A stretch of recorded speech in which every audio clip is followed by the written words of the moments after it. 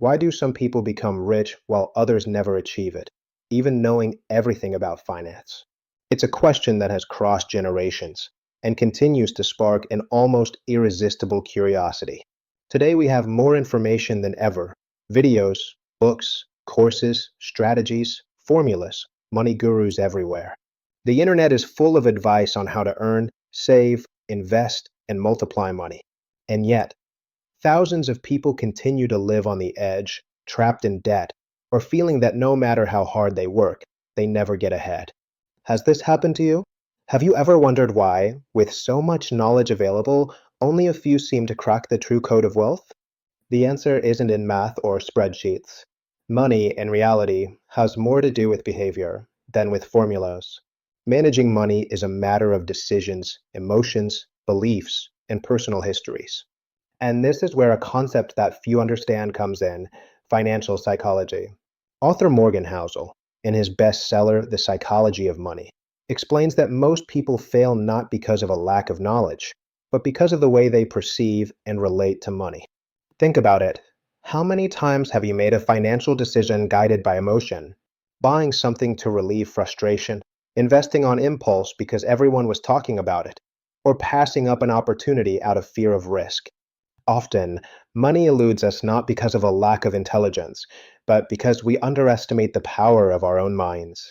Each person has a unique financial story shaped by their past. Someone who grew up in an environment of scarcity behaves very differently than someone who has always lived with financial security. It's not that one is good and the other bad. They simply view money from different perspectives. Some see it as a status symbol, others as a path to freedom, and some simply as a tool for survival. The fascinating thing is that these beliefs shape everything: what we buy, what we avoid, and above all, how we build or destroy our financial future. And here lies one of the most powerful secrets. True wealth isn't what you show off, but what you silently accumulate. Many believe that prosperity is about showing off luxury cars or designer clothes. But financial psychology teaches us that true wealth happens behind the scenes, when you choose to invest, save, and think long term. Before continuing, subscribe to the channel and leave a like. This not only helps the content, but also allows more people to discover how to transform their relationship with money. Now, let's continue. When we think about money, we associate it with numbers: salary, bills, debts, investments. But the truth is that money isn't just about numbers. Money is behavior. That's why there are people who, even earning little, manage to build wealth, live peacefully, and grow over time, while others, with high incomes, live in debt, always rushing from one paycheck to the next. The difference isn't in how much they earn, but in how they think and what they do with what they earn. Imagine two people. The first has a modest salary, but the discipline, control, and patience to let compound interest work in their favor. The second earns much more, but spends recklessly, lives paycheck to paycheck, and seeks to impress others. In the long run, who do you think will be closer to financial freedom? The answer reveals the essence of money psychology. It's not how much you earn that matters, but how you manage what you have. Money acts like a magnifying glass. It amplifies your habits. If your habits are bad, more income will only increase your problems. But if your habits are good, even a small amount can multiply over time. That's why there are millionaires who lose everything, and ordinary people who manage to become rich. What really makes the difference isn't in a spreadsheet, but in how you approach each financial decision day after day. But to truly understand this, we need to look at something even deeper: our personal narrative. Each of us carries a story about money, an invisible story written by the experiences of our childhood, our family, and the society in which we grew up. Perhaps you've heard phrases like, "Money doesn't just fall from the sky. You have to work very hard to get something." Or even, "Rich people are dishonest people." And although they may seem like simple expressions, these words become mental codes that stay with us throughout our lives. Other people, on the other hand, grew up with a different view: that money is a tool, a path to freedom, growth, and possibilities. These narratives, positive or limiting, shape the way we approach every financial decision, often without us even realizing it. And here a fundamental question arises: what does money really mean to you? For some, It represents security, a safety net that gives them peace of mind in the face of uncertainty. For others, it means status, the ability to demonstrate achievements and gain recognition. And there are those who see it as freedom, the ability to live by their own rules, with time for what really matters. Neither of these visions is wrong, but it's essential to understand which one guides your decisions, because that personal interpretation determines your relationship with money and, ultimately, your results. This brings us to a key distinction: invisible wealth and ostentatious wealth. Invisible wealth happens silently. It's the person who saves, invests, and builds little by little, without feeling the need to prove anything to anyone. Ostentatious wealth, on the other hand, makes noise. Luxury cars, shiny watches, trips showcased on social media. And the funny thing is, often, the one who shows the most has the least. Showing off wealth doesn't mean having wealth. And this is where many get lost. They confuse appearance with reality. A luxury car can impress, yes, but it says nothing about the financial health of the person driving it. It could be the fruit of years of effort and planning, or a suffocating debt that consumes almost all of their income. Meanwhile, that neighbor who drives a simple car, who avoids appearances and lives calmly, could be quietly accumulating investments, buying assets, and building a future of abundance. That's the difference between someone who builds wealth and someone who just tries to look rich. The illusion of ostentation is dangerous because it leads us to constantly compare ourselves. We live in a society that tells us that success must be visible, that you must look successful to be successful. But true success almost always happens away from the spotlight. Real freedom isn't shown, it's lived. It's being able to say no to a job that doesn't fulfill you. It's having time for your family and the peace of mind of knowing that, no matter what happens, you're okay. That's invisible wealth. It doesn't seek attention, but it profoundly transforms the lives of those who reach it. From this perspective, we understand that a financial mindset is worth much more than any formula or calculation. Of course, numbers matter, but they only scratch the surface. The foundation lies in how you think, in the meaning you give to money, and in the decisions you make every day. Financial psychology teaches us that if you want to change your results, you must first change your beliefs. And that change begins with something simple, but powerful: awareness. If you're understanding this, I want you to discuss the word mindset right now. I want to see who is really absorbing this idea and is willing to rethink their relationship with money. Because if by now you've understood that wealth has more to do with behavior than numbers, then you're ready to face the most dangerous enemy of all: emotion. Few people admit it, but fear and greed are behind most decisions that destroy fortunes or prevent them from being built. Money touches our deepest instincts. And when we let those emotions dominate us, we open the door to impulsive and often disastrous decisions. Think of the world's great financial crises. They all have one thing in common: moments of euphoria, when everyone believed prices would rise forever, followed by moments of panic, when the market collapses and everyone rushes to sell at the same time. That cycle of greed and fear doesn't just happen on Wall Street. It also happens in our minds. Every day, fear and greed don't just dominate Wall Street. They're present in all of our daily lives. Who hasn't bought something on impulse for fear of missing out on an opportunity? Who hasn't stopped investing, paralyzed by risk? This dance between fear and desire may seem insignificant, but repeated over the years, it draws the line between those who build wealth and those who chase losses. The most surprising thing is that even the most rational people fall into this cycle. It's not a lack of intelligence. It's the way our minds were programmed to survive in the face of uncertainty.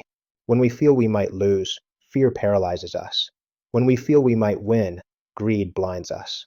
Financial psychology teaches us that it's not about eliminating emotions, because they are part of who we are, but about recognizing how much they influence our decisions.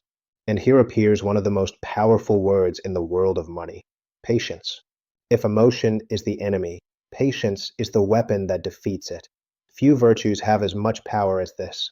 And it's no coincidence that great investors, those who have built fortunes over decades, repeat the same lesson over and over again. Wealth is not built in haste, but with consistency. It's like planting a tree. You plant the seed today, You water it with discipline, and you wait. At first, it seems like nothing is happening, but beneath the soil, something is growing. Over time, that tree develops deep roots, and one day, it offers you shade, fruit, and stability. Compound interest works the same way. It's a silent but relentless force, multiplying the money of those who know how to wait. A small amount, invested consistently, can grow into millions over the years. But there's a problem. Almost no one has enough patience. We live in an age of immediacy. Everything is now. Instant likes, delivery in minutes, results in seconds. But money doesn't follow that rhythm. Money obeys time. And those who learn to wait end up obtaining results that seem magical to those who never knew how to be patient. It is in that difference between the short and long term that the true key to wealth lies. While many are swept away by the emotion of the moment, those who cultivate patience can see further. And that vision is what generates freedom, security, and financial fulfillment. But here another point arises that almost no one mentions: the illusion of luck and risk. Because not everything depends on us. There is also a factor as powerful as it is invisible: chance. Financial success is not based solely on discipline and patience. It also depends, in part, on being in the right place at the right time.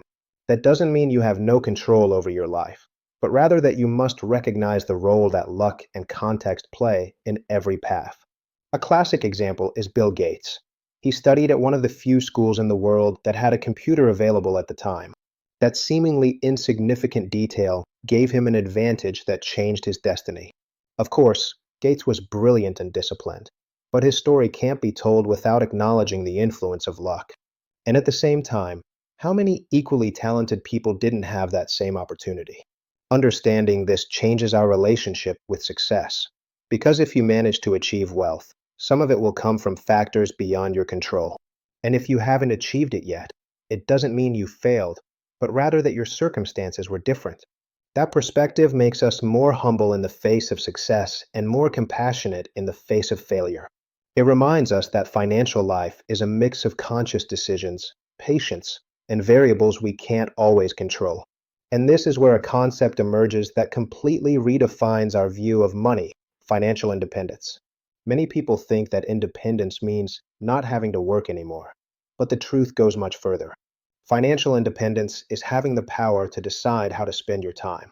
It's being able to say yes or no without fear, having the freedom to choose the projects, moments, and people that truly matter. As Morgan Housel says, the greatest dividend of money is the control over your time. And that phrase changes everything. Because deep down, we're not looking for money. We're looking for control, freedom, and purpose. Money is not just a tool for consumption. It is the key to living life on your own terms. It's not about accumulating wealth to show off, but about building assets that give you peace. True wealth is not measured by the car you drive or the brand you wear, but by the autonomy you achieve. That is the invisible luxury: being able to decide what to do with your day without being trapped by obligations imposed by a lack of resources. When we understand this, we discover that the biggest financial mistakes don't come from a lack of knowledge, but from a distorted mindset. The first of these, social comparison. We live in an era where networks show perfect lives and constant achievements. Travel, parties, luxuries. And without realizing it, we start spending to belong instead of investing to grow. But comparison is a trap. It makes us chase someone else's wealth, draining our energy and resources. The second mistake, wanting to get rich quick. It's the shortcut mentality, the one that promises results without process. Miraculous promises, pyramid schemes, impulsive bets, all exploit the same thing: human impatience. The rush to skip steps always ends in frustration. Even great investors have fallen into that trap, because haste clouds vision and distances you from what truly builds wealth: consistency, time, and patience. Another common mistake: not having an emergency fund. It seems basic, but even financial professionals ignore it. An emergency fund is like a life jacket in a rough sea. You hope not to use it, but when the storm comes, it makes all the difference. Without it, any unforeseen event, a layoff, an illness, an unexpected expense, can destroy years of effort. These errors show something crucial. It's not enough to know about money. You have to know how to manage yourself. Because theory can be perfect, but in practice, emotions rule. Understanding this is liberating. You don't need to be a financial genius to achieve stability. You just need to align mindset and action, use money as a tool for freedom, avoid toxic comparisons, cultivate patience, and be prepared for the unexpected. That is the true path to tranquility. Not because it eliminates challenges, but because it creates a structure capable of resisting life's blows without destroying what you have built. In the end, money doesn't buy happiness, but it does buy something more powerful: choices. It gives you the ability to decide who to spend your time with, what projects to work on, and what kind of life you want to live. That is the most transformative hidden truth of financial psychology. Wealth is not having more, it is having the power of decision. If you've made it this far, it means you are truly committed to your financial freedom. So subscribe to the channel, because here we continue to build a new way of thinking about money, mindset, and true wealth. Leave a comment saying, "I'm with you until the end." That way I'll know you're part of this community of free minds. And if this content made you reflect, leave your like. It's the simplest way to thank for the shared time and continue expanding this message of freedom, awareness, and transformation.